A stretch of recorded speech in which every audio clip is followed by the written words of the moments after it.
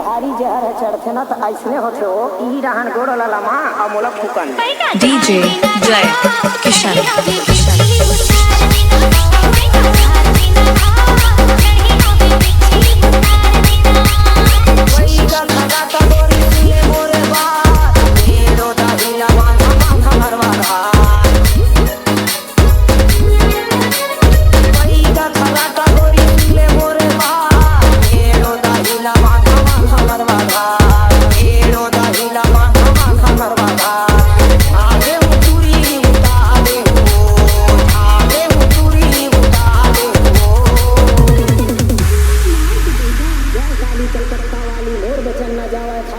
उतर जावे झारी झारी ले नोनी अपने झाड़ फूक दे सर ले उतर जइयो ते फिकर चिंता झन करवो पैका झाड़ देना कहा चढ़े होगी बिच्छी